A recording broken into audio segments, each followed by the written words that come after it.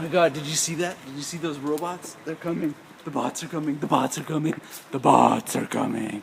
No, but seriously, I think that there's a real important issue we got to talk about, and that is bots, robots that are taking over everything, or seem to be more and more.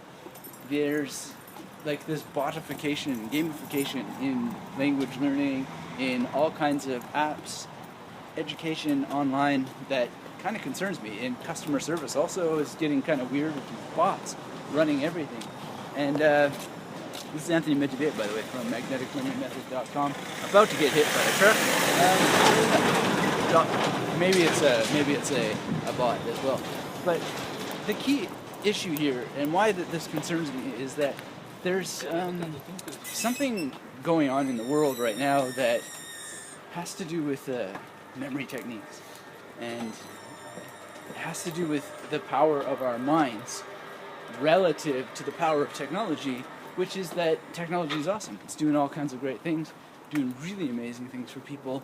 But, you know, there's a ancient concept, the concept of Pharmacon. It's where we get the word pharmacy from. And it's the idea that the cure is a poison, and a poison is a cure. In this sort of circular logic, of course. But it's a real concern that everything that's making things so awesome has a poisonous aspect to it. And of course, that poisonous aspect has a curative aspect as well. But the question is, like, all this botification and gamification and so forth is awesome, but it's like more and more time online, more and more time on computers, and more time interacting with things that are not human.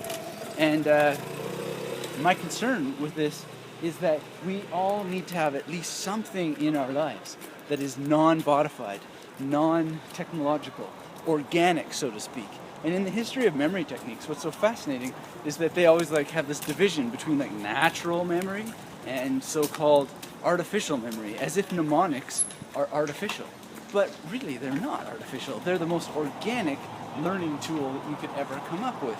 You know, especially when you compare this to something like an app, where you are using your thumbs to go through spaced repetition software and so forth. And it's just coming up again and again and again, because people are asking me as a kind of like a consultant on different companies, hey, glad you're in the video. They're asking me, you know, like, could this work, and using bots and so on, and what about a Memory Palace app that had a bot involved in it? And I just keep thinking, wait. The whole thing about memory techniques is unassisted use of your imagination to learn and remember and recall things from your mind. Now, unassisted, of course, by a Memory Palace, by other tools of mnemonics, crazy images, and really getting down to the nuts and the bolts of how that works, which is what I do at magneticlearningmethod.com and here on this channel. Subscribe if you aren't already, by the way. And really getting that down to an art and a science, because you want to be able to study what you're doing, analyze your results, and figure out how to optimize it. But you optimize it. You, not with a machine, but you. And we need this in our lives. We need something that we do unassisted by anything else, to have space, to have freedom, to have time away from all the machines, the bots. And so I'm like totally a supporter of everything to do with technology. It's coming one way or the other. There's no point in fighting against it. And sometimes people say, you're so anti-tech and yada. But I'm not anti-tech. I'm pro-organic life. I'm pro-natural memory, so to speak. Or let's say organically assisted memory with your imagination by optimizing the imaginative tools that we have and what our memory already has. And our memory has the ability to remember locations really well. So we optimize those locations by turning them into a memory palace, or a series of memory palaces that is strategically organized just using logic, right? The technology of our thought, and our ability to organize information using methodological and systematic things like an alphabet or so forth. And using that as a way of our minds away from technology.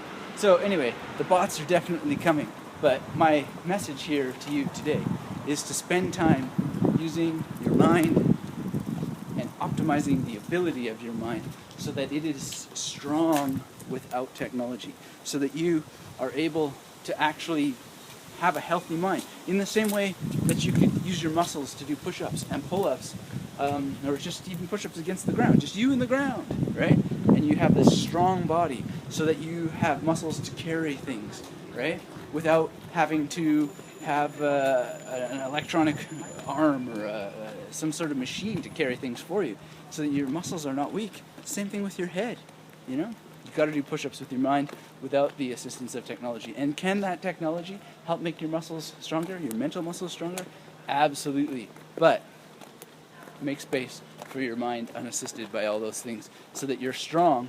If push comes to shove and you don't have a device around to help you learn, you can still hear someone's name and remember it like that. And whatever, some kind of foreign language word, numbers, just get good at that stuff and do it in a way where you have actually earned it offline, off of a device, and you will get for your effort a reprieve from technology because you'll do it away from technology in silence, in quiet, just you and your mind, and you will be much, much healthier all around as a result. So that's my speech as I turn off this device right here and get some time away with my sweet camera girl April and go buy some tea. This has been Anthony Metivier. Subscribe to this channel if you haven't already. Come over to magneticmemorymethod.com and spend some time with me, the robotic version of myself, canned and cloned, for your memory pleasure at magneticmemorymethod.com. And until we speak again, keep magnetic. Now, let me see if I can hit this moving target.